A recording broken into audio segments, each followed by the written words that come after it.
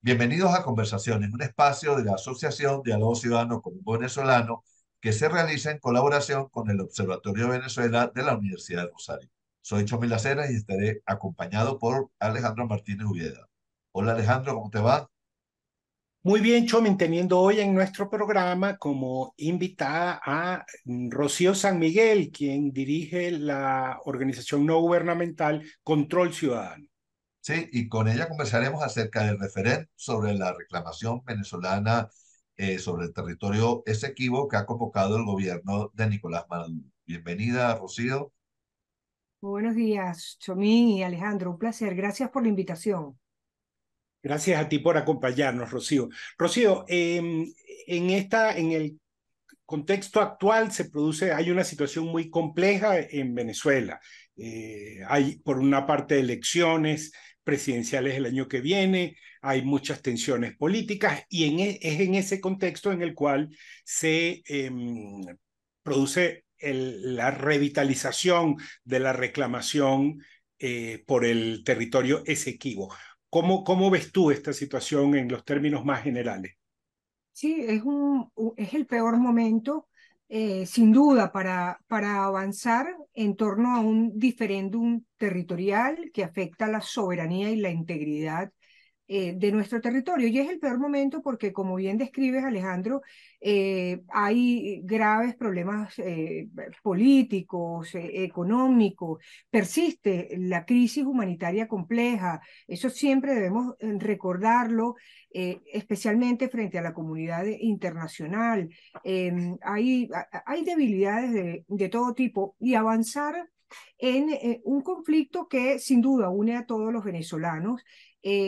No parece el momento ideal, porque sin duda los momentos de mayor fragilidad siempre son utilizados por los adversarios y no es casualidad que Guyana siga avanzando, incluso en este momento con el otorgamiento de concesiones en espacios marítimos por delimitar entre ambos países. No es casualidad, lo viene haciendo con una persistencia férrea y lamentablemente Venezuela ha decidido apartarse del caso en el espacio que brinda la Corte Internacional de Justicia. Rocío, una reclamación territorial es particularmente delicada y sensible para un sector como las Fuerzas Armadas, ¿no? ¿Qué repercusión tiene este asunto en el sector militar venezolano? Es difícil saberlo en una primera impresión. El problema con la Fuerza Armada Nacional y todo el sistema de gobierno venezolano es que ya se maneja con muy altos niveles de entropía.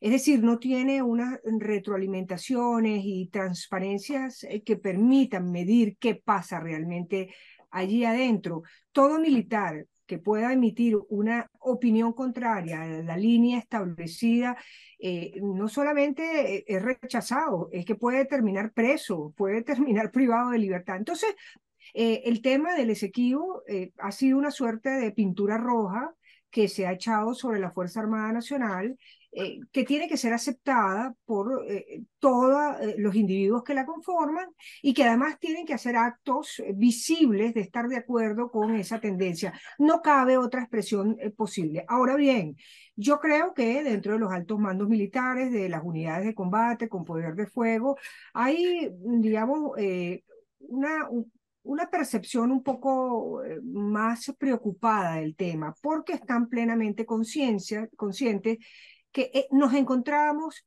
probablemente en el nivel más alto de tensiones diplomáticas que Venezuela haya tenido en más de una década. El último momento de tensión diplomática que Venezuela llegó a tener tan alto fue en el año 2010 con Colombia, cuando estuvimos a punto de ir a la guerra con Colombia. Debemos recordar que en ese momento el presidente Álvaro Uribe Vélez denunció la presencia de las FARC en territorio venezolano.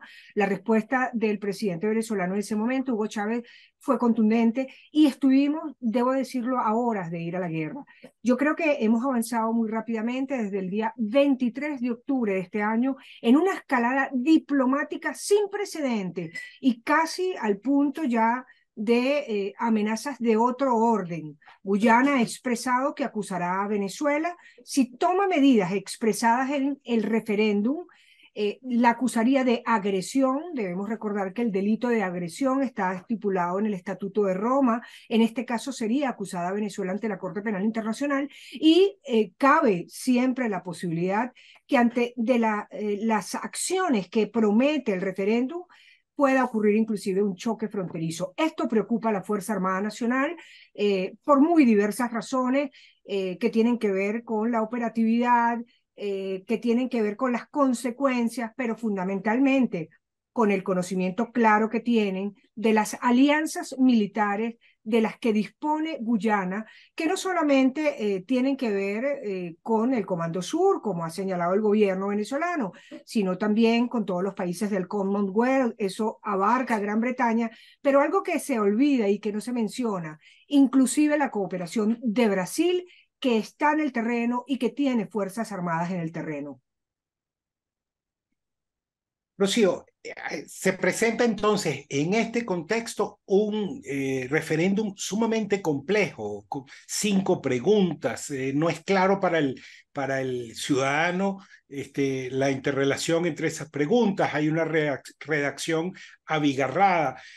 Te pregunto, ¿tú crees que es posible responder afirmativamente estas preguntas sin alimentar la necesidad del régimen de Maduro de un conflicto externo previo a las elecciones presidenciales?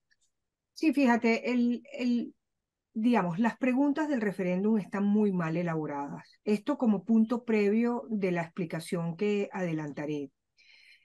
El referéndum tiene, digamos, un contenido jurídico importante, pero también tiene un contenido político fundamental.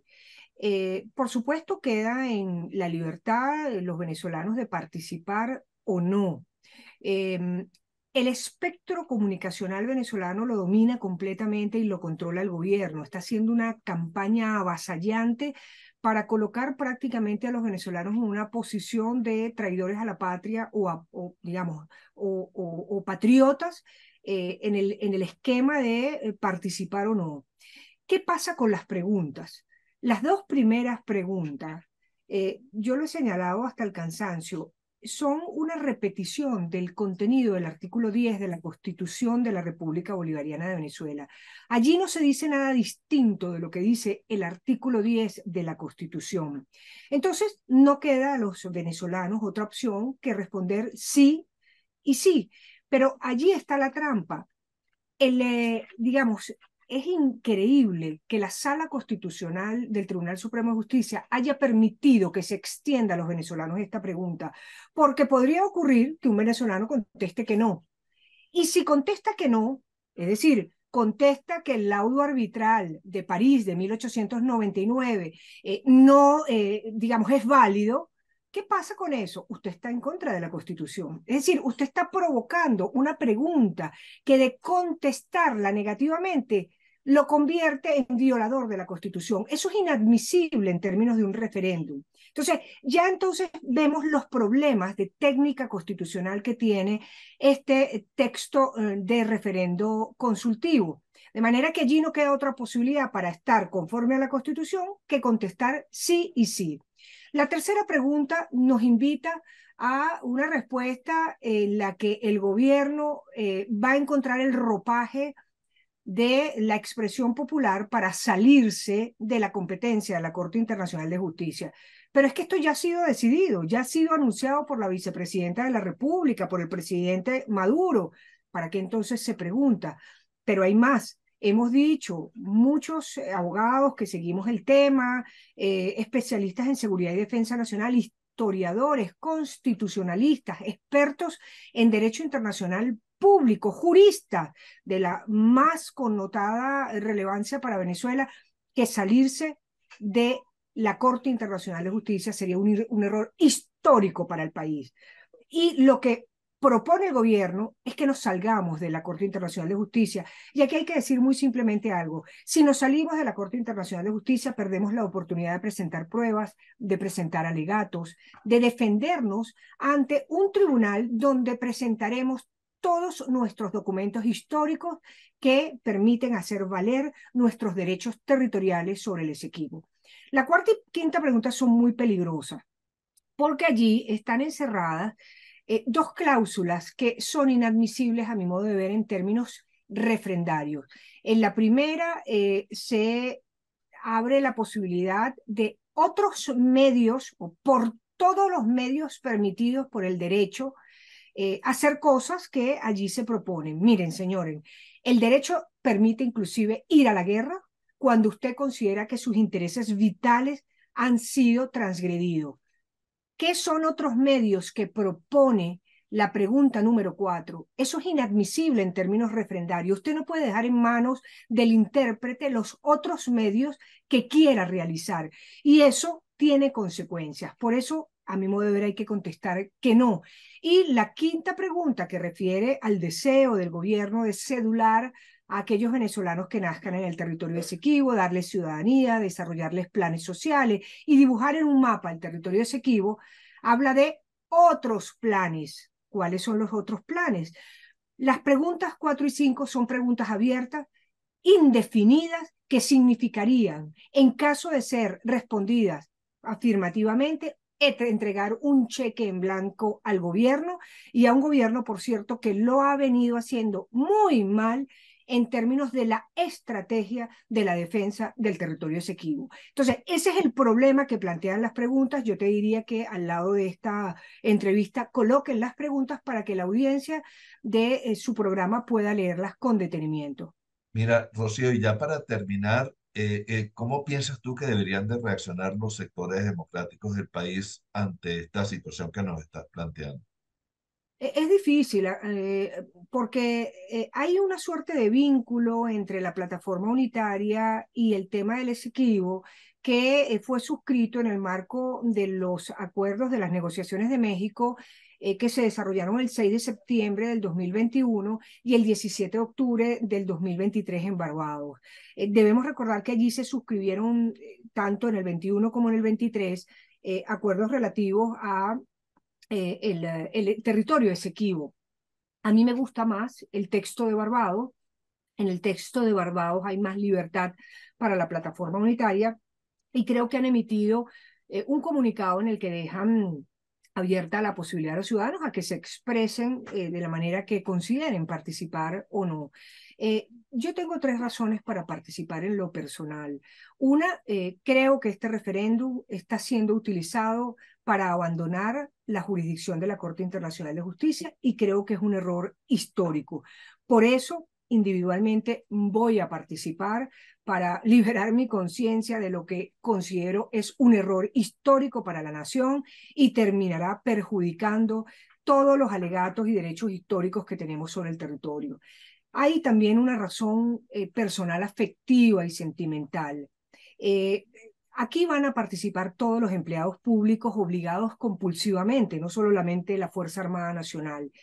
Si se deja esto en la posibilidad de que solamente participen empleados públicos afines al gobierno o personas que reciben algún beneficio por medio de las misiones, al día siguiente se comienza a construir una lista Tascón entre traidores a la patria y los patriotas. Para evitar esto, yo creo que hay que participar, es decir, generar una cubierta en la cual no sea fácil determinar quiénes son vistos como patriotas, muchos de ellos compulsivamente obligados a firmar, y quiénes no. Nosotros venimos de la lista Tascón, ganamos un caso ante la Corte Interamericana de Derechos Humanos, fuimos los únicos que llegamos esto a instancias internacionales, y desde el 2018 el Estado incumple la sentencia. Queremos evitar que se reedite la lista Tascón. Y consideramos que votar también es interesante en este referéndum porque permite poner a prueba la integridad del sistema electoral venezolano. Yo he venido señalando que llama poderosamente la atención que el gobierno quiere dar derechos a 150.000 compatriotas que han nacido en el territorio Esequibo, pero no se los da a 5.400.000 venezolanos que están en el exterior y que no pueden votar en este referéndum consultivo porque no están inscritos en el registro electoral. Allí está el problema esencial de la integridad del sistema electoral, y esto hay que revelarlo.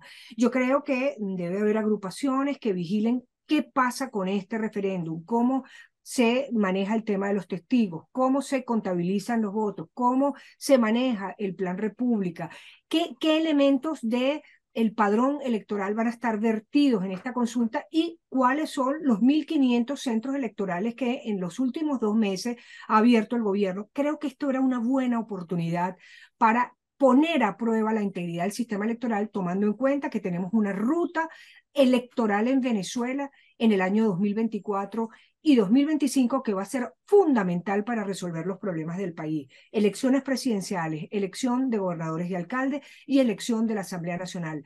La vigilancia e integridad del sistema electoral podría haberse empezado a medir desde este momento y creo que esa es otra razón para participar. ¿Cómo participar? Respondiendo sí, sí a las dos preguntas que equivalen, como muchos han dicho, a preguntarte si quieres a tu mamá, sí, sí, y responder negativamente a la pregunta 3, 4 y 5.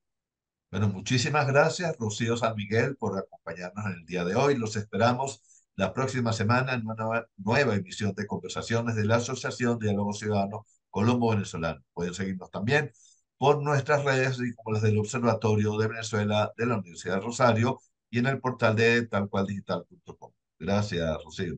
Gracias, Chomín, Alejandro, a ustedes.